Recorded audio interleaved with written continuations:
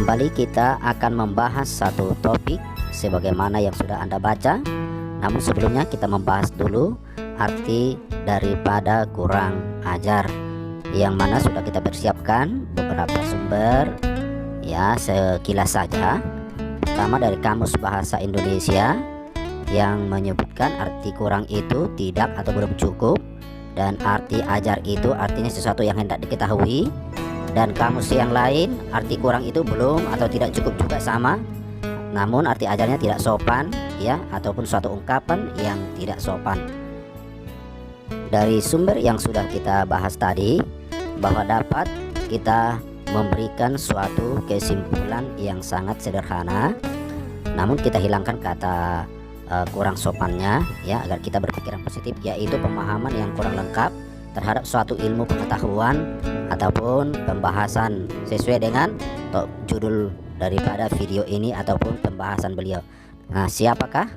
Mari kita zoom bapak tersebut atas pernyataan ataupun videonya ataupun ceramah yang dia berikan sebagaimana berikut Nama ini. Allah itu dengan nama YHWH bukanlah merujuk pada pribadi yang beda, tapi merujuk pada pribadi yang sama. Sehingga orang Yahudi pun kalau menyebut nama Allah itu sangat respect, tidak boleh dibaca sembarangan. Tapi yang masalah itu di Indonesia, yang kurang ajar itu saya harus ngomong terus terang. Sebelum bapak ini berterus terang untuk video selanjutnya, maka saya yang langsung berterus terang kepada dia bahwa dia sedang berhalusinasi ataupun mungkin berpikiran sempit. Oleh karena YHWH dengan Tuhan Muslim itu berbeda. Bagaimana perbedaannya? Menurut kitab Taurat dalam Kejadian 1 ayat 26, bahwa YHWH menciptakan manusia menurut gambar dan rupanya. Nah, seandainya ada Muslim ataupun bapak ini boleh memberikan satu ayat dari kitabnya bahwa Allah menciptakan manusia menurut gambar dan rupanya, ya mungkin boleh klaim demikian ya. Poin yang kedua adalah bahwa YHWH itu disembah oleh bangsa Israel, mereka bernyanyi juga bisa. Sementara saya tidak pernah ataupun pernah lihat umat Muslim menyembah Allahnya dengan bernyanyi. Tarik nafas. Ajar itu saya harus ngomong terus terang, yang kurang ajar itu orang-orang Kristen. Kenapa? Karena di dalam kitab Alkitab bahasa Indonesia, nama Allah itu diselewengkan maknanya. Sehingga tidak salah bila kalau ketemu mesti ngomongnya begini. Orang Islam itu punya Allah, saya juga punya Allah. Tapi orang Islam tidak tahu siapa nama Allahnya. Kalau saya tahu siapa nama Allah saya, yaitu Yesus Kristus. Pernah mendengar gitu? Nggak pernah. Karena nggak pernah bergaul. Alkitab berkata di mana Yesus berfirman dalam Markus 2 ayat 17, Yesus mendengarnya dan berkata kepada mereka, bukan orang sehat ia memerlukan tabib, tetapi orang sakit. Aku datang bukan untuk memanggil orang benar, melainkan orang berdosa. Jadi saya ini adalah orang berdosa, tentu saya juga terkategori kurang ajar. Tetapi oleh karena itulah saya datang kepada Yesus supaya saya boleh diubahkan menjadi tidak kurang ajar. Sementara Anda sudah berani menyampaikan demikian kepada kaum Kristen di Indonesia ini yang cukup lumayan pengikutnya. Dan sebelumnya saya sampaikan terima kasih kepada Anda. Semoga Tuhan Yesus yang penuh kasih yang luar biasa mengampuni Anda.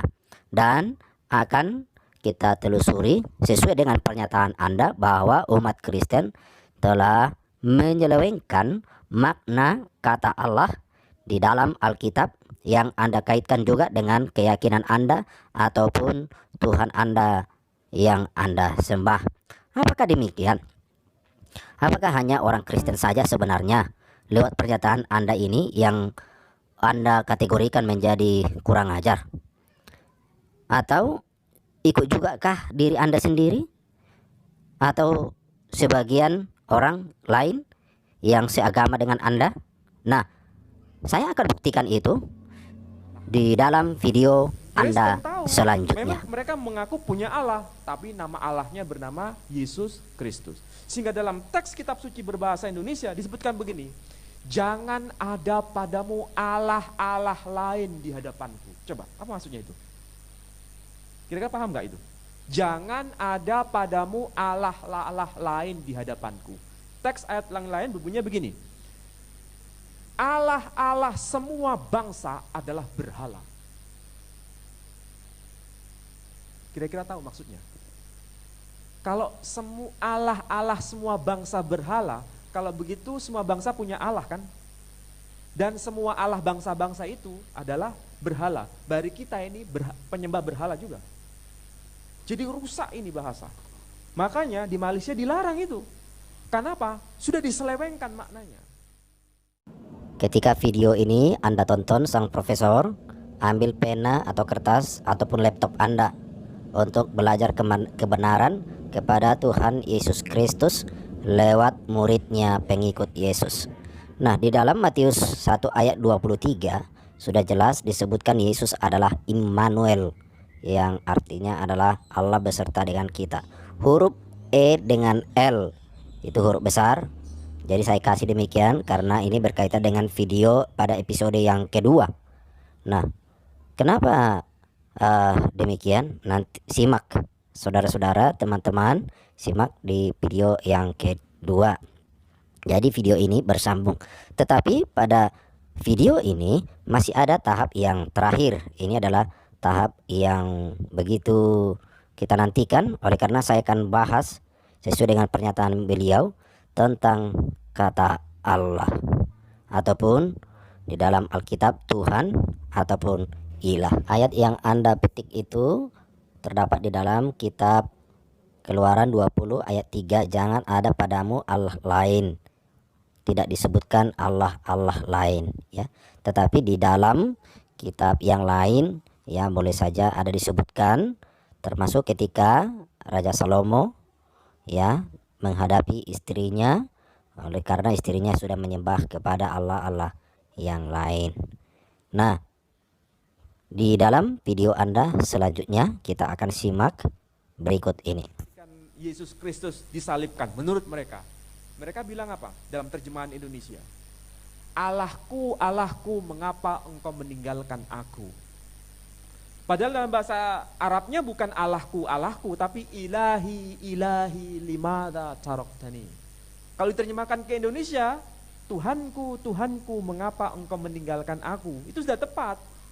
Orang Arab di sana menyebut ilahi, ilahi, bukan Allahi, Allahi, nggak ada, kan begitu kan? Di Indonesia jadi Allahku, Allahku. Jadi ada Allahmu, Allahku, Allahnya. Coba, Allahku, sudah ada Allahku, ada Allahmu, ada Allahnya, ada Allah, ya kan? Rusak semua. Makanya ini harus menjadi perhatian kita semua. Saya nggak tahu sejak mulai kapan ini harus bisa diviralkan. Orang non muslim dilarang pakai nama itu. Sebab nama ini sudah dinista di Indonesia. Di Malaysia sudah terjadi dan sudah diketok palu. Kapan di Indonesia belum tahu. Dalam Alkitab bahwa kata Elohim atau yang diterjemahkan dalam bahasa Inggris adalah God itu diartikan Allah. Dan kalau kita merujuk kepada keyakinan Anda tentang Allah, bahwa itu secara terjemahan ataupun penyebutan itu selevel dengan kata Elohim. Tetapi setahu saya di kitab Anda tidak ada disebut Elohim ya. Jadi berbeda, dan itulah makanya di awal saya sudah sebutkan bahwa YHWH itu bukanlah satu pribadi dengan Allah. Oleh karena penyebutannya saja sudah berbeda. Dan saya tidak tahu juga apakah di Al-Quran adakah disebutkan bahwa akulah Allah Abraham, Ishak, Yakub, kemudian dikaitkan dengan Ismail ataupun mungkin Nabi Anda. Saya juga kurang tahu. Tetapi yang jelas menurut kitab Perjanjian Lama dan kitab Perjanjian Baru itu adalah Elohim. Jadi ketika Yesus disalib, kata El itu berkaitan dengan kata Elohim. ya, yang artinya adalah Allah. Dalam bahasa Inggris itu disebut ataupun diterjemahkan adalah God. Sekarang saya ketuk palu dulu pola pikir Anda, pikiran Anda, ataupun mulut kotor. Ya, ini ada 3 terjemahan ayat, terjemahan dari kitab suci Anda, bagaimana ilahi itu diterjemahkan dengan Allah. Kemudian dalam kalimat syahadat Anda tidak ada saya temukan kata Allah di situ, tetapi inilah yang justru diterjemahkan kepada Allah. Tetapi itu terserah, itu kan urusan dan keyakinan Anda. Dan menurut Wikipedia bahwa orang Kristen di Arab itu ternyata sudah menyebut Tuhan mereka itu dengan Allah. Itu terjadi sebelum Islam ataupun yang disebut dengan pra-Islam. Demikian. Kemudian dalam doa Anda ketika menyebutkan bismillah, makanya ada kata Allah itu bis. Ya. Saya juga ya bingung. Jadi artinya Anda justru menyebutkan hal yang tidak baik. Jadi apakah penerjemah Al-Quran seperti yang saya miliki tahun 2017, cetakan ke-7 Desember 2017, apakah Depak yang menerjemahkan Quran ini adalah juga seperti sebutan Anda? Oleh karena menerjemahkan ilah itu menjadi Allah, ya berarti mereka juga seperti sebutan Anda. Begitu. Kemudian jangan sampai memang Anda itu memang ahli, ya, atau barangkali tesis Anda itu khusus mengenai kurang ajar, atau mungkin karena Anda sudah berhasil mengkurang ajarkan orang Kristen ataupun oknum yang lain sehingga Anda memang mendapatkan gelar prof begitu. Jadi belajarlah untuk kebenaran.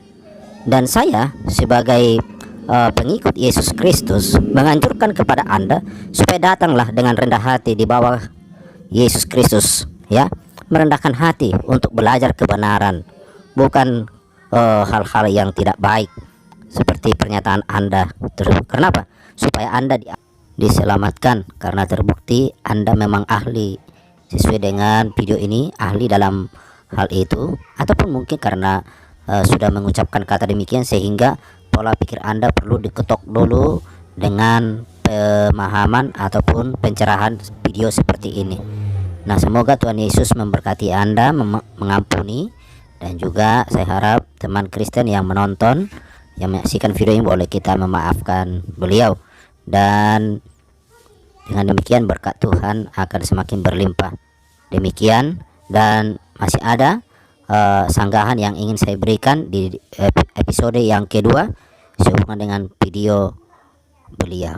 Demikian saya sampaikan.